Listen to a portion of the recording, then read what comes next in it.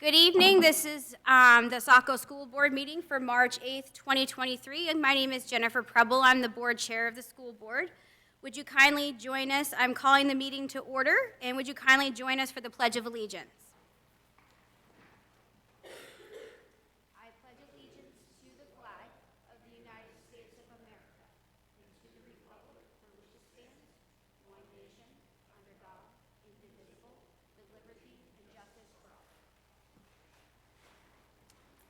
All right, on section number 3, we have approval of school board meeting minutes dated February 8th, 2023. Do I have a motion?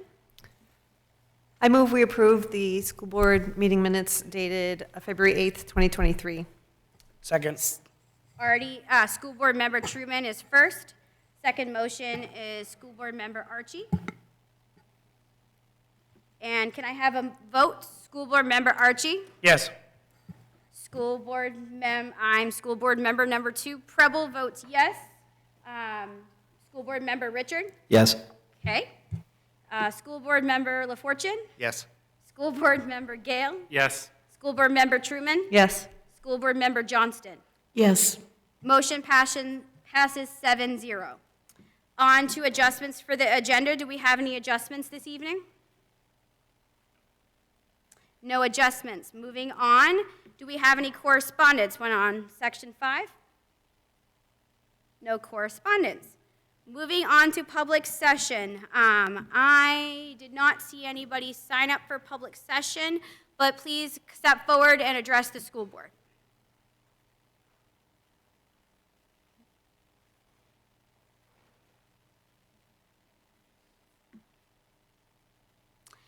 Since there is no one seeking recognition, we will move on to superintendent's report.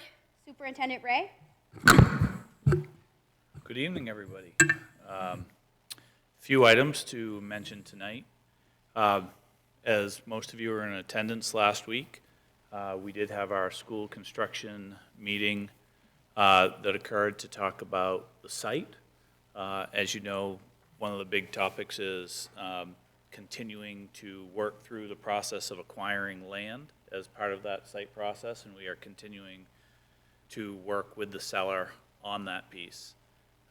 We're hoping that by later this month, we'll be able to have another combined meeting to discuss those options. Meg and I will meet. We're almost at a weekly meeting schedule with the DOE every 10 days or so to talk about updated plans as we try to push for site approval from the State Board of Education. We're hoping for the month of April. That's the goal, and there's a lot to be done. One of the things that I am hopeful we will be able to see more of once we have kind of finished that negotiation of space with the Department of Education is start to think about the sharing of what a building layout would really look like, from where are classrooms located to where are gyms located. As we talked about at the school construction meeting last week, that one of the real big pieces that has happened is the kind of agreement that they will use a projected enrollment of 1,100 students, which is a little bit more than the 5% cap, which will hopefully generate additional gym space for us, additional cafeteria space, and additional classroom space, because the worst thing we want to do is to look at new school construction and then be tight once we're in there. So moving along on that, that's really exciting. When we look at school events, one that's always a highlight for our students is on Friday night. We have our annual C.K. Burns dodgeball event.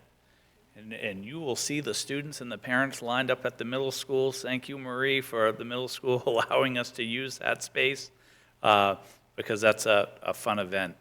A week or so ago, just as we start thinking about new school construction and fields and gyms and all of the spaces that we have, kind of just started to pull together some of the users of those spaces internally in the district, and Ryan at the rec department and Little League, just to think about as we move into the new building and looking at our current space, how much usage we actually have and how that we, can work together to think about, well, when there's funding for one thing and funding for another, how do we make sure that we're both not buying the same things and we're working together and thinking about sharing? Because one of the pieces that we have kind of really argued for at the state level is why we need that bigger gym. Because there's not enough gym space in the city of Saco.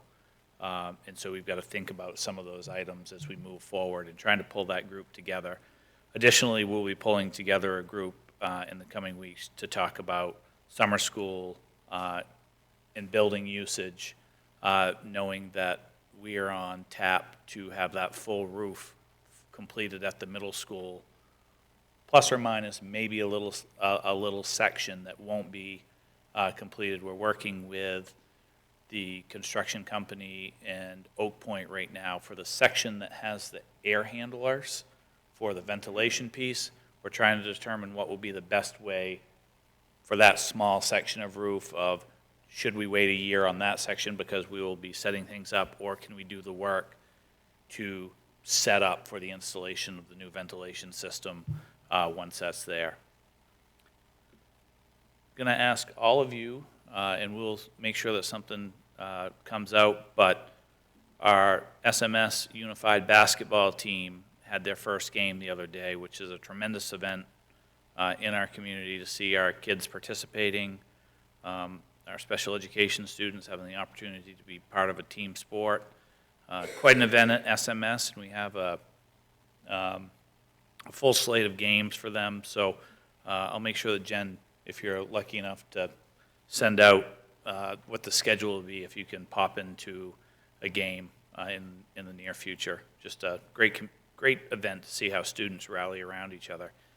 And then finally, I'd like to ask Chris to come forward. Chris represented us yesterday, right, Chris? Day before yesterday, at the University of Farmington Job Fair. And I think he's just got some interesting feedback from that experience for all of us. Thanks, Chris. Yeah, good evening, folks. A couple of weeks ago, I talked to you a little bit about where we find ourselves in the marketplace for jobs. We did host a job fair a couple of weeks ago at the train station and saw a lot of success from that. We're really close to having closed the gap for vacancies across all three districts, which is the result that we were kind of looking for. Now we really need to work on retention and longevity of some of those positions. As part of our ongoing efforts to recruit for existing positions that are open, but most especially looking ahead to anticipated vacancies for next year, we're doing some additional work at job fairs. And each year, the University of Maine at Farmington, which produces by far the most graduates in education every year, hosts a job fair. And most of the job fair is attended by recently graduated undergrads, 22-year-olds. But they do have a graduate school as well, and so there are some second career and more veteran people that come through that job fair as well. Shelley Kane and I went up and spent the day there. We get the best seat in the house because we were kind of a lead sponsor of that, and we were surrounded by other districts, almost all of them from York and Cumberland counties, because we're all finding ourselves in the same boat, maybe a little bit less so in central and northern Maine. We were able to meet with 42 recent graduates who were incredibly impressive and extraordinarily well prepared. I think probably the program does a good job preparing them for this event specifically because they were asking really sophisticated, forward-looking questions at the age of 22 that I wouldn't have thought to ask at age 32. They were asking about what supports we have in place to inculcate and support new staff. They asked questions about culture, about diversity within the schools and within the community writ large. They asked about opportunities for growth and advancement within the school department, which isn't language that you typically hear in an educational setting.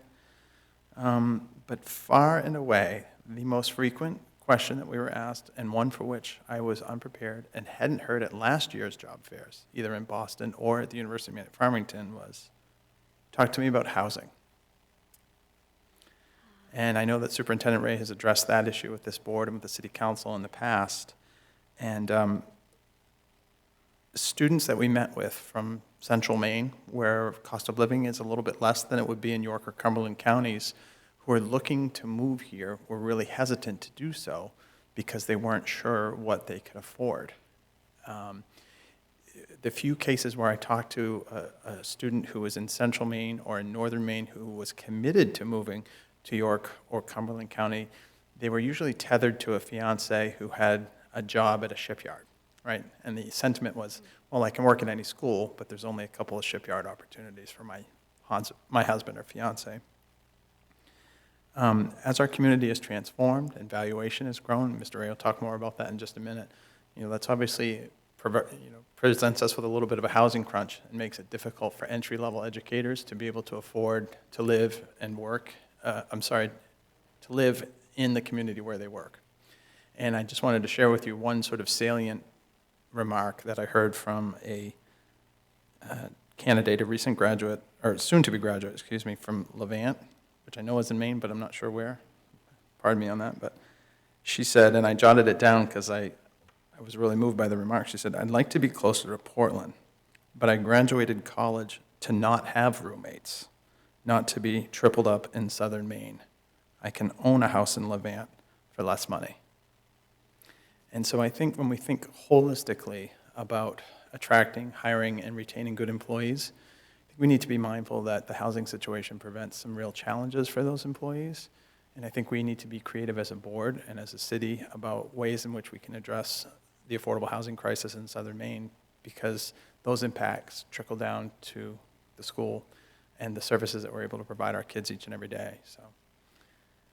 So good news, bad news. We're doing pretty well on the hiring front. We're optimistic about going into next year as we start to learn about people who are planning to transition or retire, but we still have a real challenge in our community around affordable housing. Thank you.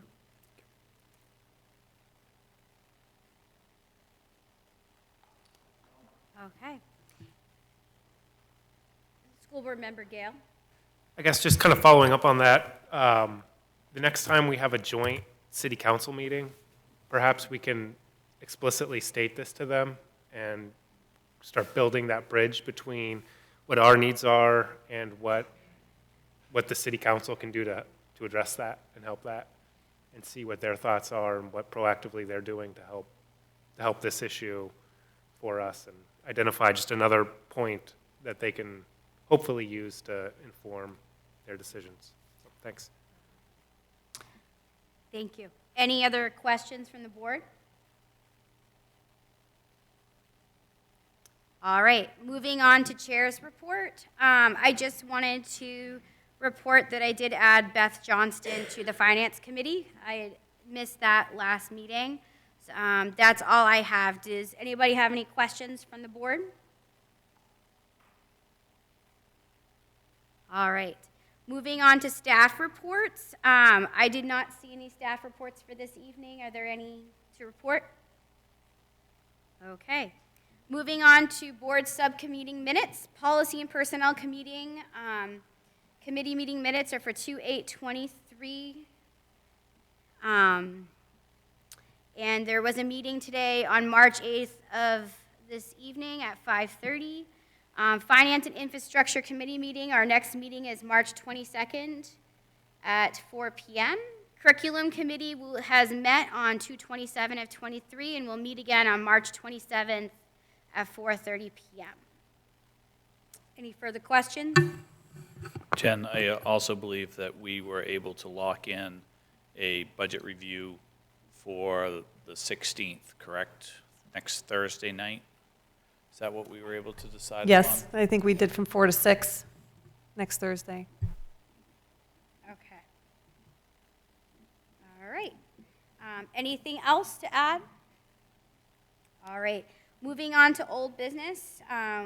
We have none currently listed on the agenda. So we are now moving on to new business. Letter A, new hires. There is a memo in there for reference. I see that there's no action needed, and I'm just double checking on that. Any questions on the memo from the board? All right. Moving on to resignations. There is a resignations memo in our packet that requires a motion. School Board Member Truman? I move we accept the resignation of Monica Moore, music teacher, effective at the end of the 22-23 school year. Second. We have a motion on the table by School Board Member Truman, second by School Board Member Johnston, for the acceptance of resignation for Monica Moore, music teacher, effective at the end of the 2022-2023 school year. Can I have a vote? School Board Member Archie? Yes. School Board Member Richards? Yes. School Board, I vote yes. School Board Member LaFortune? Yes. School Board Member Gale? Yes. School Board Member Truman? Yes. School Board Member Johnston? Yes. Motion passes 7-0. And that leads us to item C, budget presentation. School Superintendent Ray? All right, so this is our first run-through of our initial draft of the budget. As you are aware, we will meet next week and have an opportunity to talk with principals, and we'll talk a little bit more about that through the presentation. And then on March 20th will be the first opportunity for us to share our draft budget with the City Council. So as we look at the formation of the budget, you've heard over time us really talk about valuation and student counts, knowing that the EPS funding formula really takes into consideration those two items. Those are the most important pieces of that formula in kind of equal weight of you build it on one half, and then you look at your city valuation on the other piece.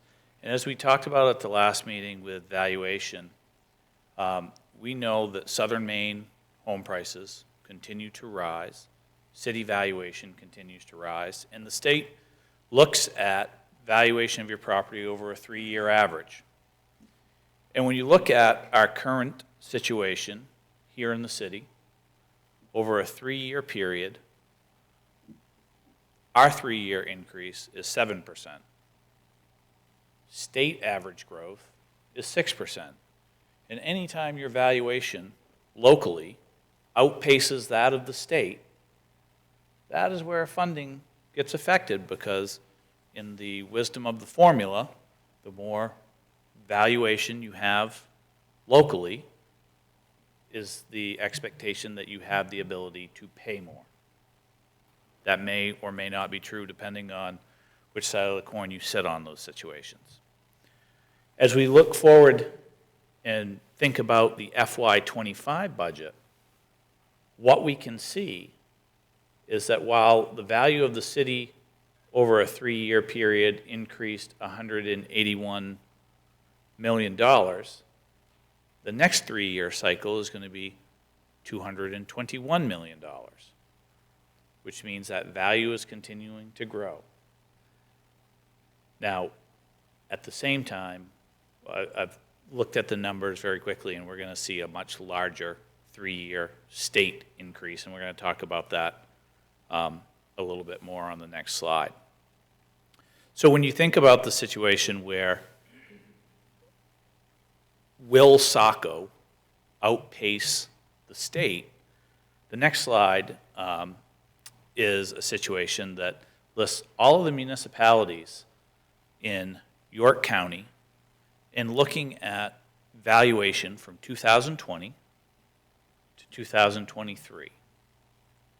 Now, one of the things that's a little bit interesting in this slide is that Saco's valuation actually grew the least of all of the towns in York County, which is a bit surprising if you are looking on Zillow trying to buy a home.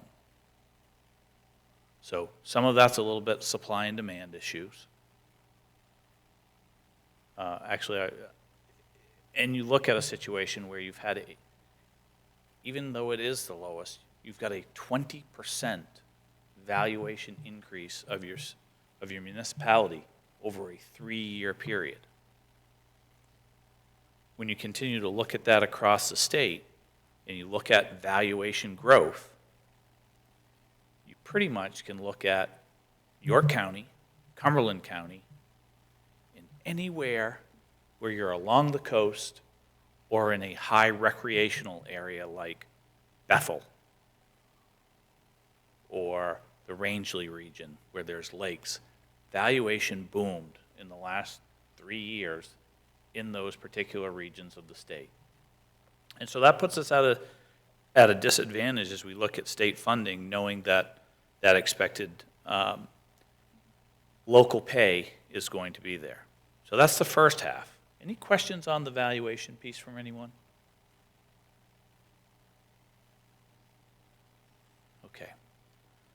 Now let's look at the EPS formula and what makes up how we get to the number. So the EPS formula on the first page of the formula, I have some red boxes there to help us go through those. On page number 1, we know that student counts are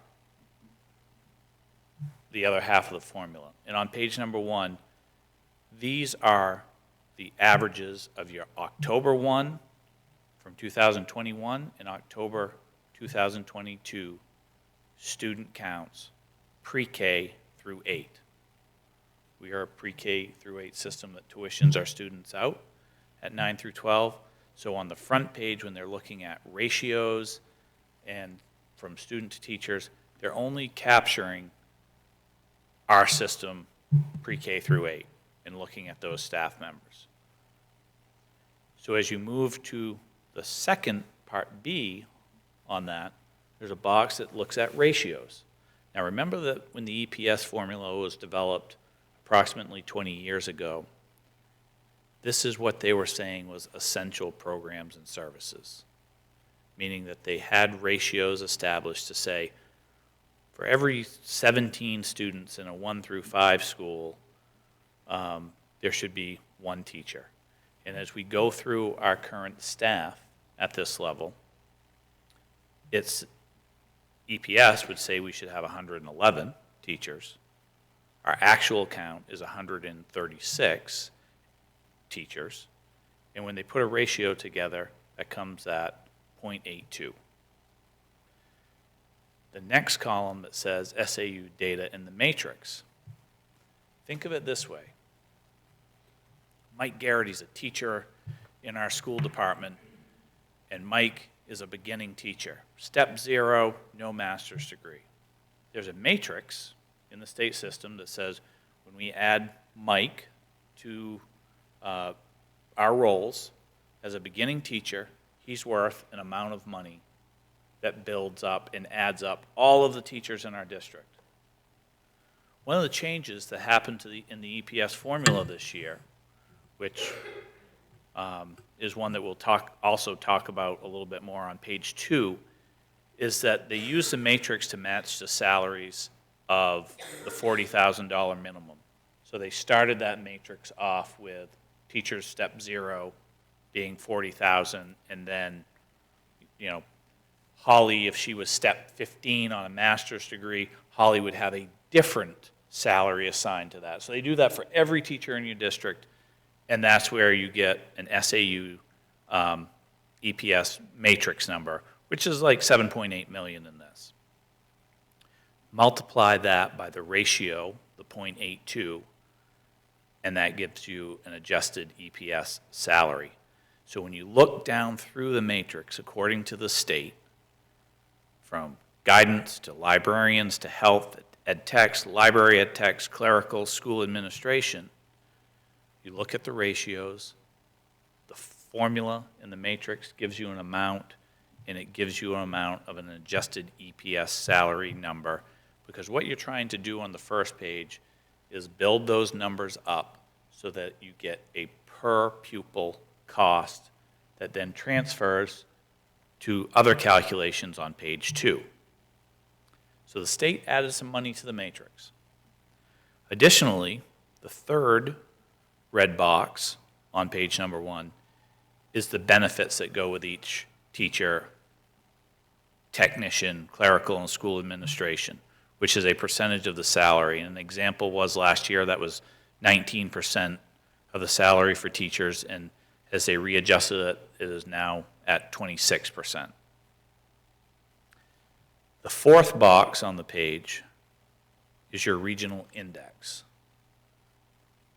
That is the assumption that in certain regions of the state, it is more expensive to live than in other regions of the state. So when they look at the math in all of those columns, moving up to the regional index box, they then multiply that by 1.09, and this regional index has not been touched in probably 10 or 15 years. Kind of get to those conversations, and then people look at the spreadsheet, and then it stays the same. Now, here in this scenario, we know that it's a little bit more expensive to live in southern Maine, and we're kind of feeling really good about getting a little bit more money. But if you're the superintendent of schools in Machias, Maine, that's like a 0.84, so you actually lose money in that category. So that's kind of contentious calculation for superintendents across the state because it impacts all of us differently. Ideally, at the end of the day, as you look at page 1, you have two numbers that are your EPS student rates. 8155 for elementary, and then because our secondary students are on a tuition basis, that's a number that's set by the state, not going through the calculation from above, looking at ratios, teacher counts, et cetera, et cetera. And that number is assigned as 8298. Now, as we go to page 2 in this formula, this is where you look at the very top box is your subsidized pupil count. That's your pre-K students, your K through 8 students, and now the reported students locally that we tuition out. And all of those come together to get us a number of 2719 over a 2-year period. Those numbers are then applied to the mathematical formula that as we go down through the page, you can see basic counts in section B.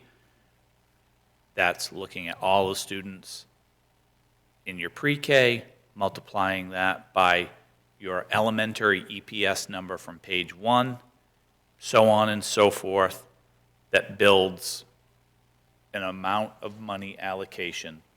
And what you're hoping for on this page, essentially, is that the largest number at the bottom of the page that you can get is going to help you as we move to page 4 and we talk about valuation.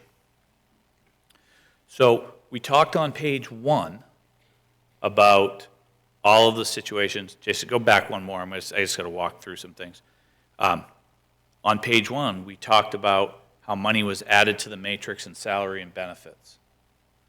One of the things that you did is when we look at kind of the second box down and the first one to our left, we look at our disadvantage counts in the community. In this community, 25% of our students district-wide are coming from an economic disadvantaged background. That number there, the percentage, and when you look at an example, pre-K students, and 25% of our pre-K students is 30.1 students. That is multiplied by a weight to give an additional 15% on those students. In order to make the change on page 1, that weight of 0.15 was decreased from 0.0 the year before. During the emergency, the commissioner and the governor and the Department of Education had the ability to make changes to the funding formula that, once the emergency ended, reverted back to law, and in order to change anything in this, a bill needs to be passed.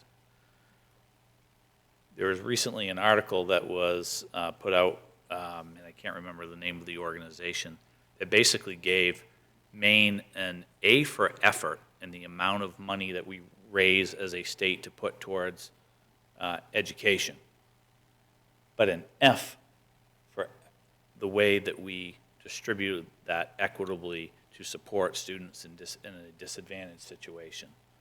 And so this is a number that really concerns me, because I think we all know that when we look at students who are experiencing poverty, more money needs to be put behind those students in order to make it equitable.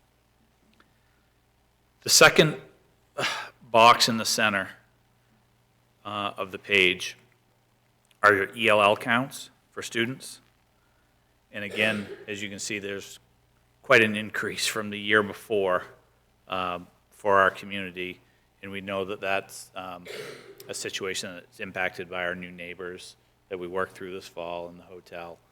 And I think that we are also been given every indication that that program will continue for another year, and that we will see students from the hotel. One of the things that they recognized is that throughout the year, kind of as students moved and families moved to permanent housing, during the school year, they tried really hard to replace that with families that didn't have children, because they knew the strains that it put on us, from class size to tuition to some of those other pieces. That kind of will reboot a little bit this summer. And the expectation, and we go to meetings every week, is that, you know, we could see an increase, we could see a decrease, but probably that the program will continue for us locally. And as you can see, there's an additional half of weight that's applied to those students. So that was a big help on the subsidy front. When all of this adds up, on page 2, you get an operating allocation of $25.4 million. And that number will come into play on page 4. On page 3, this is very much an expenditure-driven page, looking at the amount of money that you spend for gifted and talented, the amount of money that you spend for special education, the amount of money you spend for high-cost, out-of-district special education, your transportation, your approved bus leases. So when we talk about approved bus leases or buses in the budget, we know that we have 6 brand-new buses in the budget because we were approved by the state for those. But remember that subsidy lags a year behind. So we pay the payment the first year. They're on a 5-year payment schedule. The first reimbursement comes from the state in year 2 and continues for 5 years. So there will be a year where you get the subsidy and you don't have the payment. That's on that line. Any approved leases? When you look at the $81,000, a couple of years ago, we were able to correct that piece with Toddle Inn and apply for the state lease. And I think, Mike, this is year number 3 now that we've been able to get that money where you get $8 a square foot back. Obviously, it doesn't cover the cost, but it provides some help. We'll have 2 more years of that because you're only allowed to get that subsidy for 5 years from the state. And then insured value factor is a piece that adds to this, that is part of a payment to Thornton Academy, and we receive money from the state for that IVF at 6%. Combining all of those numbers from page 2, page 3, you get combined operating and subsidizable costs upwards of just $37.4 million. Page 4. Page 4 is where the math from your student counts and your operating counts comes together, and it's applied towards your valuation. So they've said, okay, your operating and subsidizable costs is $37.4 million. We look at your 3-year average valuation, which is $2.773 billion, and you multiply that by a mill expectation that says you need to raise 7.29 mills for education, which says that locally you must raise $20 million in order to get the difference between operating allocation and value and municipal allocation. That leaves you with a subsidy of $17 million.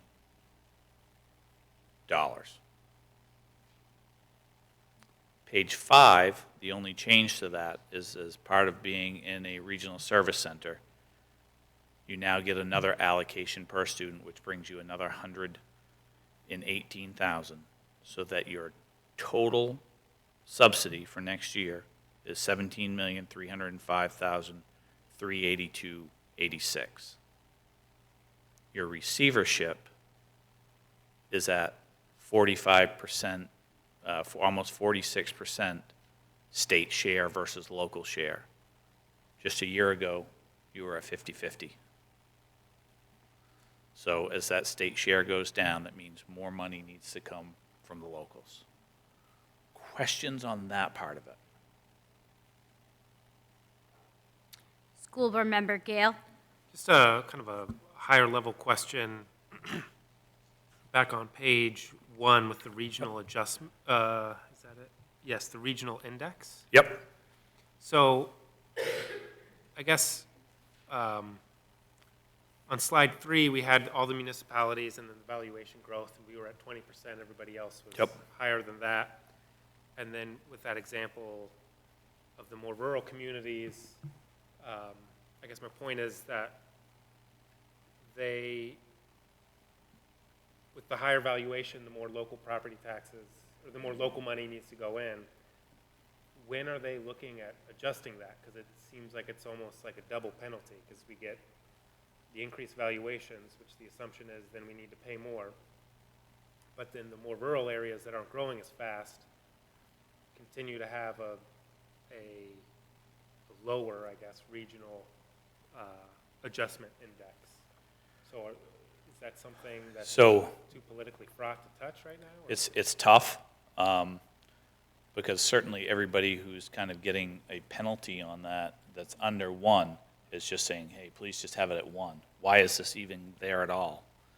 I think what's interesting when you look at valuation across the state is that some of our best partners to advocate against changes in valuation is Southern Maine and small coastal towns.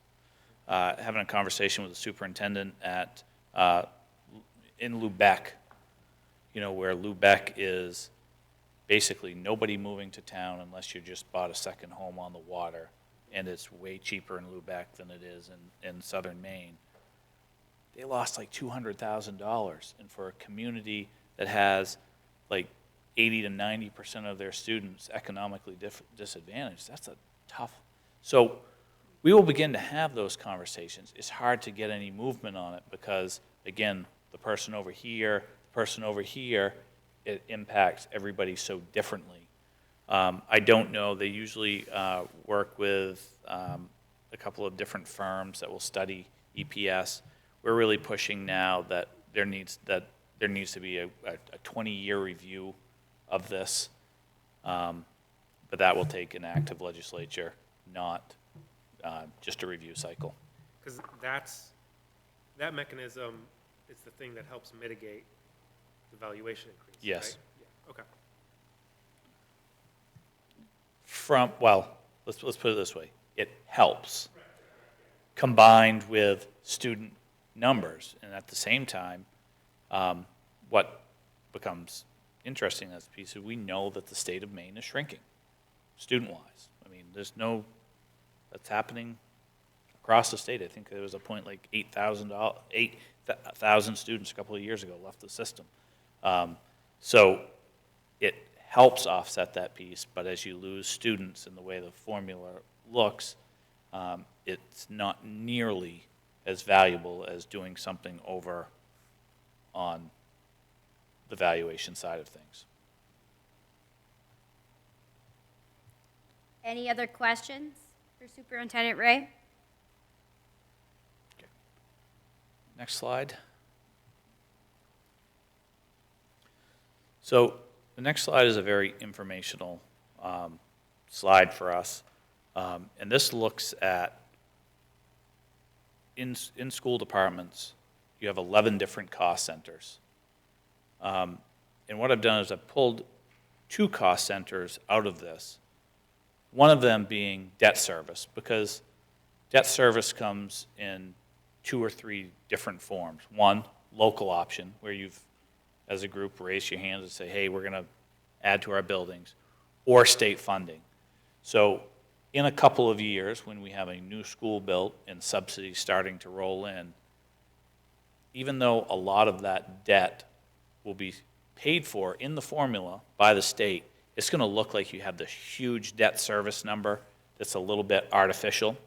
And then secondly, vocational education, because in Saco it's essentially zero, because vocational education is funded through the state to the center. So looking at the 9 categories that are left from regular instruction, special education, other instruction, student and staff support, system administration, school administration, transportation, operations and maintenance, all others, you come up with a per pupil expenditure.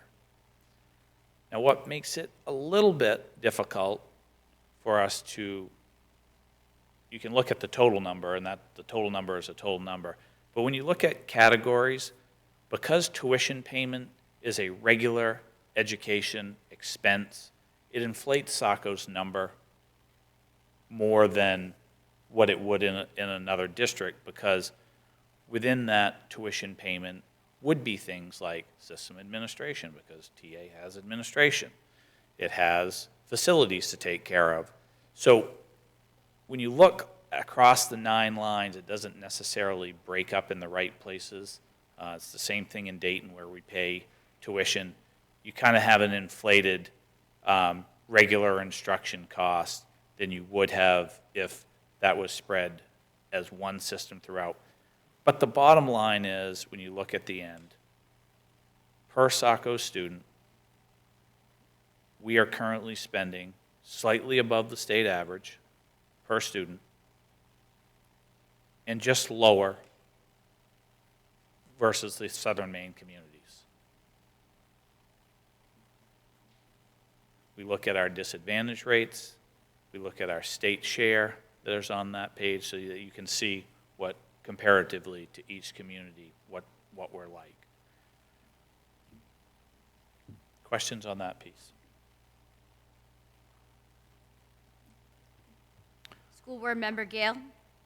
I thought this was a great slide and breaking everything out. And I guess my first question when I was looking at it was that regular instruction piece. And so that Thornton tuition makes a lot of sense on why that's so much higher than everybody else. I guess the one question I had was on the student and staff support. Mm-hmm. That stood out to me as, like, why is that so much lower than all the other folks? Well, again, in that situation, student and staff supports is typically going to be some of your educational technician costs. And again, in a district that's K through 12, you're going to have the funding for the employee sitting in that line. In this scenario, when you think of a lot of that is a special education budget, that's when it goes back to special education instruction line, where your special education tuition is sitting in that line. So that's what's hard about some of the things in Saco, to say that it's anything other than the total is tough to compare, because it sits in different places than it would be when I put my budget together in Biddeford. It's in a different category because so much is wrapped into tuition. Does that make sense? Yeah, definitely. And it makes a lot of sense. Thank you. Okay, so let's look at, once we've talked about valuation, we've talked about subsidy, now let's spend a little bit of time on expenditures. So when we put the budget together, there are very few things that are driving costs. In this budget, we are budgeting for the same number of students as we did last year at Thornton Academy, 890. That leaves us a 20-student buffer, which is probably a little bit lower than we would like. I know that prior to that, there's been a lot of conversation about whether that's 3%, whether that's more, whether it's left. 870 is about what we would project with students continuing at the same rate from the hotel. But I do think that's a little bit of a wild card. In that tuition number, we know that tuition for this year versus what we budgeted, the increase was 6.67%, 6.7%.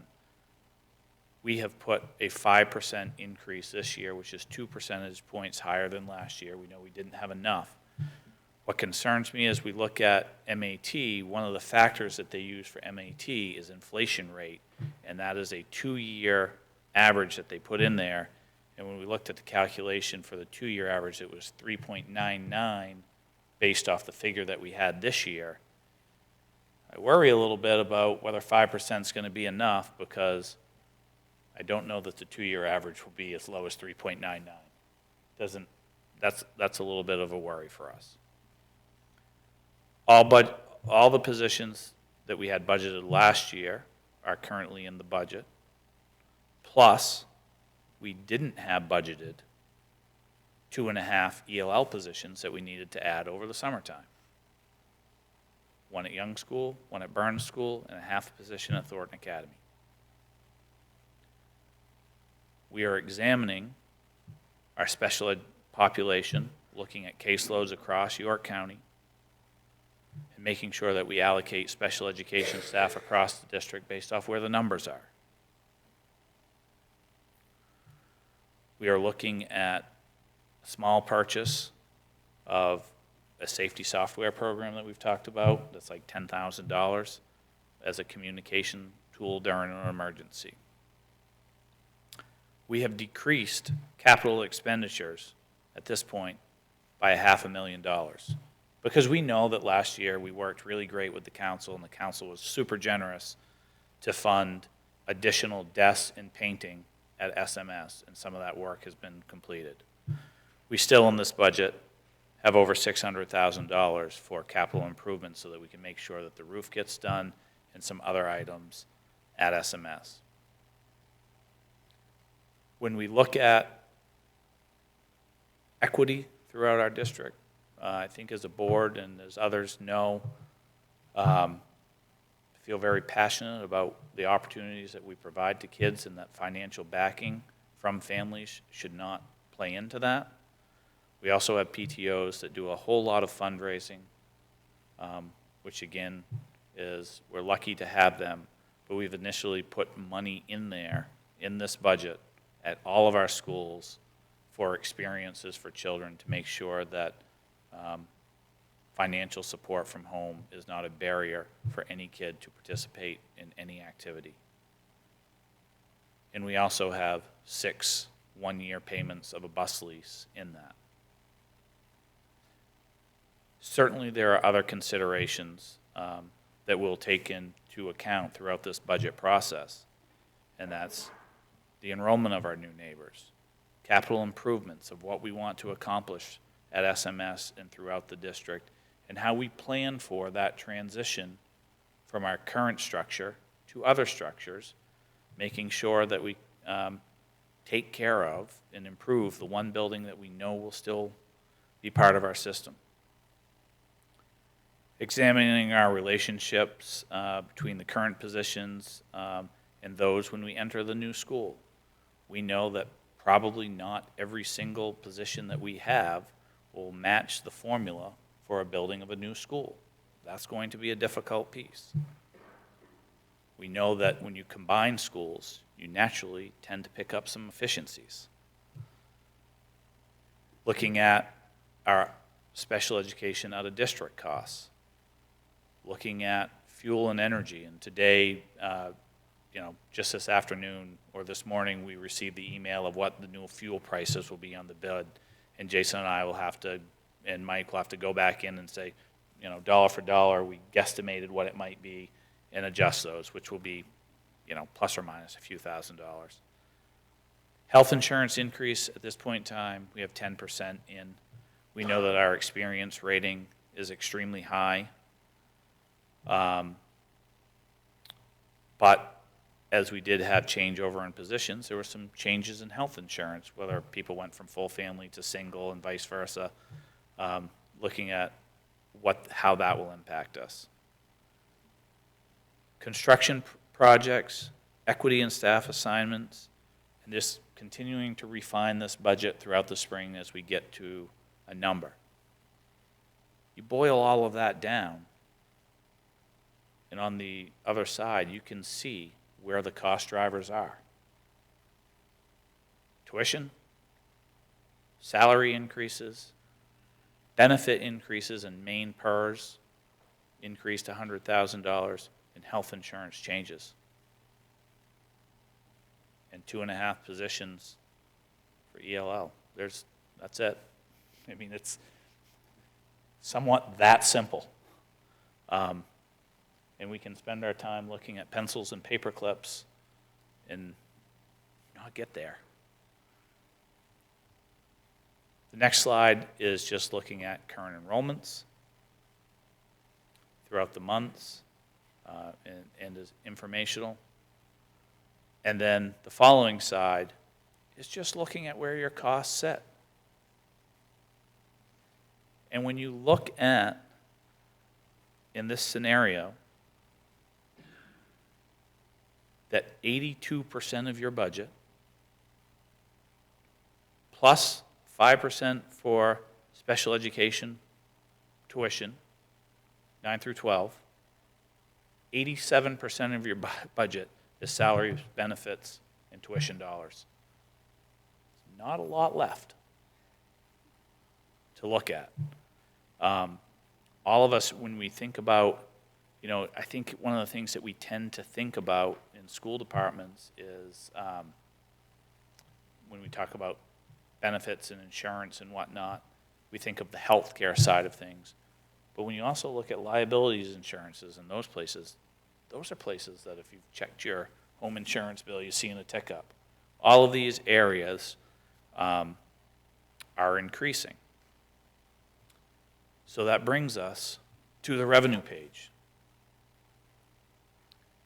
And at this point in time, looking at our revenues and our expenditures at this point are projected to be up just north of $2 million. 4.36%. At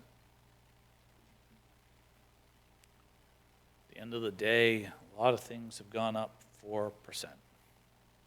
Not saying that that's acceptable. I'm just saying that it's reality. And we will have to make some decisions based off that. When we look at the revenue side of things, there are some places where we have increased our revenue slightly, looking at or decreased. And as you look at your local share, the DOE is saying that locally you should be raising $1.8 million more. Now that's a little bit of a fluff number because we have additional local here of $11 million, so it doesn't really come into play as much. We're only running one bus at this point in time for Thornton Academy, so that's going to be a decrease. And based off the driver shortage, who knows what we'll be dealing with in the fall. We look at Dayton tuition, students attending from Dayton. That number should be up a little bit next year, so we're expecting more. We have special education Dayton costs that's in the budget. Our subsidy dropped $260,000, so that's a decrease. State agency clients, we've increased $40,000 based off several years of what has been coming in. Secondary, we've added $20,000 based off what has been coming in. Main care, we have dropped $100,000 for two reasons. One, if we can't hire ed techs to be there to bill, can't bill. And number two, they haven't released all of the rates have been adjusted.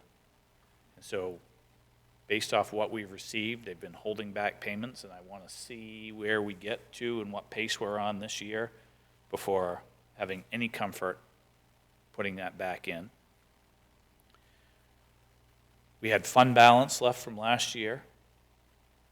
In the prior year, we had used $275,000. We have the ability to raise that by almost $25,000 and use $300,000. And then what's designated fund balance, we're going to have additional, and we have some capital needs that is an expenditure offset by fund balance for building improvements. So if you decided not to fund something, i.e. bleacher replacement at SMS, you may not put that, you might not want to put that revenue in, because that would mean that you've now increased your revenue by $131,000, and you're going to want to have to match that the next year, or you're going to start creating a hole for yourself.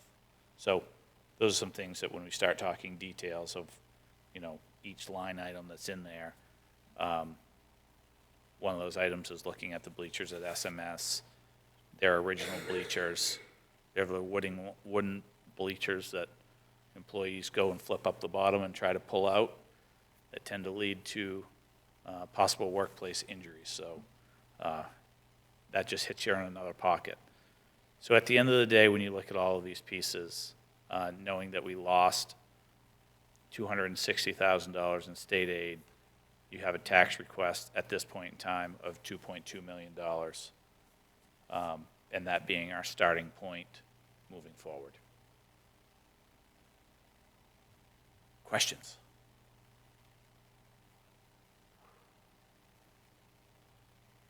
School Board Member Gale. 2 questions related to Thornton. Sure. With the 8% increase, do they send us some sort of justification and an outline of why the increase, or like a justification on the tuition?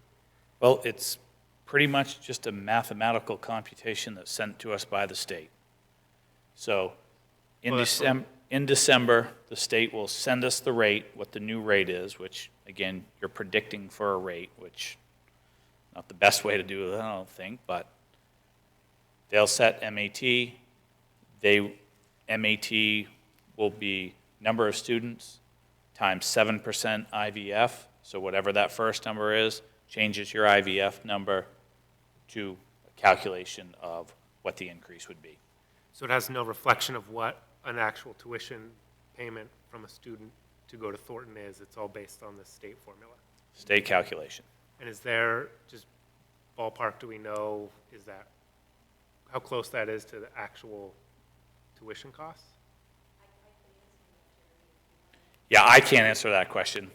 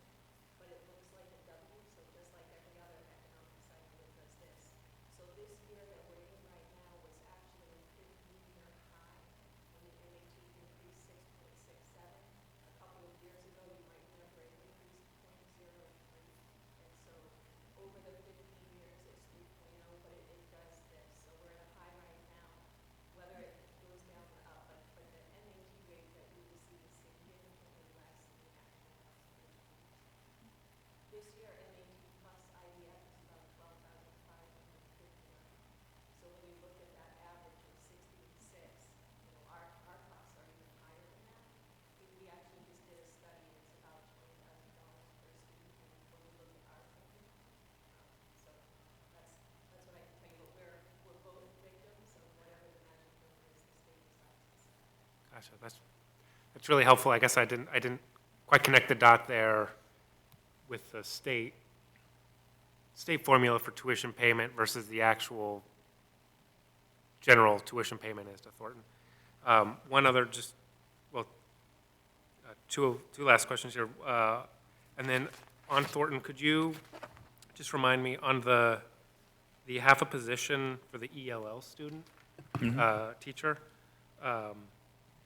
Is that by agreement that we're funding that? Or I guess kind of why isn't Thornton picking that? That is position? something that has traditionally been paid by the SAU. Okay. And then just also a quick question, and I think I remember earlier in the year, or last year, in terms of this budget and maintenance, is the maintenance of the playgrounds at our schools, that's something that is in the city's budget, right? That is correct. Okay, thank you. However, we are working with Ryan this year to make sure that the playground gets installed that was being pulled out. There was a gap in about $19,000 that we had talked about in finance, of being able to bridge that gap so that we had a playground there to make that happen in an unsafe situation. And again, something our students use every single day during the year. Yeah, I guess I just, real quick, want to raise that as something that maybe we can look at with the city council as well, not necessarily just in terms of the playground equipment and replacing it, but also just depending on if we want to work with them on maintenance, wood chips or drainage or whatever, maybe that's something we don't want to do. I don't know. I'm just bringing that up as something that seems like at times nobody wants to deal with, or not that, I shouldn't say that, but at times it's not the highest priority for one or the other because it's the responsibility of somebody else. So. I think it creates a situation where it creates other lines of conversation that may not necessarily have to occur. You know, I know that the arrangement that Saco has in with its facilities and grounds is somewhat unique to other places than other places. I work outstanding with Ryan, and he's very responsive when we need anything. But I do think that over time, it can create situations of just a little bit like of that, and I'm not saying that that's happening now. An example would be last year when we just fixed dugouts at SMS. And, you know, you'd have a conversation of, well, is that Parks and Recs? Is that Little League? At the end of the day, they sit on the property, and when people come to play a ball game and you're a visitor and you walk up and you're like, huh? So we took care of one of those. And this spring, we need to take care of the back ones because the roofs are falling off. Those are some of the pieces that I think just more conversation about, because it's either from one pocket or the other. It still needs to be done. And I think those are important things to make sure that as you're representing yourself as a community and an organization, when visitors come, you want them to see all of the nice things that are going on, because hopefully someday now they want to buy a house and move here. So I think it's a great conversation that we have, but I also want to say that I've been very fortunate to work with Ryan and Patrick and be able to solve these issues pretty quickly. I know when we look at the young school playground, that work is being planned for in a couple of weeks, April vacation or something was happening. And, you know, some of that pieces got delayed because we were building a building there and kind of wanted to see how water ran off that a little bit. So we're lucky that we have those good, strong relationships of people who want to work together to improve things. Any further questions for Superintendent Ray? All right, moving on to first reading of policies. We have policy CBI, evaluation of the superintendent. We we have policy DJ-R, Federal Procurement Manual. We have policy DJ-Bidding Purchasing Requirements. We have policy DJA, Purchase Authority. And we have policy DJH, Purchasing and Contracting Procurement Staff Code of Conduct. Do I have a motion? We skipped letter D. Oh, you skipped letter D. School I'm so construction. sorry. My bad. Going back to letter D, school construction update. Superintendent Ray? We have no major updates. All right. Going back to letter E with all the policies that I just read, first readings, that's okay. Do I have a motion? Madam Chair, I move we approve the first reading of policies CBI, DJ-R, DJ, DJA, and DJH. Second. I have a motion on the floor from School Board Member Johnston, second by School Board Member Truman. Any discussion?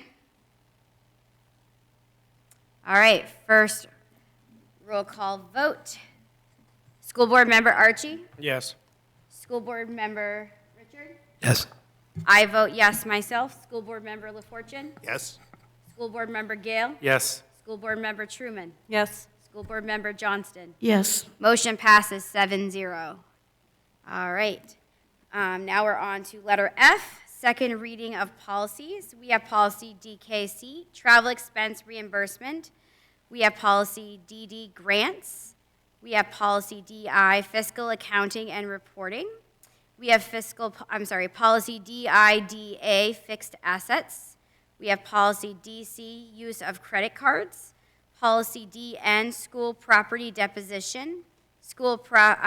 Policy number DFF-R, school activity funds / student activity funds administrative procedures. And policy DFF, accounting for non-budgeted funds / student activity funds. Do I have a motion? School Board Member Johnston? Thank you. I move we approve the first reading of policies DKC. Oh, I'm sorry. I'm getting. Yes, we're on second reading of policies. I apologize. So I move we approve the second reading of DKC, DD, DI, DIDA, DC, DN, DFF-R, DFF, and also to strike DFF-E1, which is student activity account check request, DFF-E2, deposit receipt for student activity fund account, DFF-E3, transfer request for activity funds, DID, inventories, and DJA-R, purchasing authority administrative procedure. Second. I have a motion by School Board Member Johnston, seconded by School Board Member Truman. Is there any discussion? Roll call vote. School Board Member Archie? Yes. School Board Member Richard? Yes. School Board, myself, I vote yes. School Board Member LaFortune? Yes. School Board Member Gale? Yes. School Board Member Truman? Yes. School Board Member Johnston? Yes. Whew, motion passes 7-0. Moving on to other information, I have none on my agenda. Is there anything else to share? All right. Moving on to executive session, we have no executive session scheduled for this evening. And now we're moving on to adjournments. So moved. Moved by School Board Member Truman. Do I have a second? Second. Second by School Board Member LaFortune. Can I have a roll call vote? School Board Member Archie. Yes. School Board Member Richard. Yes. I vote yes. School Board Member LaFortune. Yes. School Board Member Gale. Yes. School Board Member Truman. Yes. School Board Member Johnston. Yes. To adjourn, I have a 7-0 motion. We are adjourning at 8:08 p.m. Thank you and have a great night.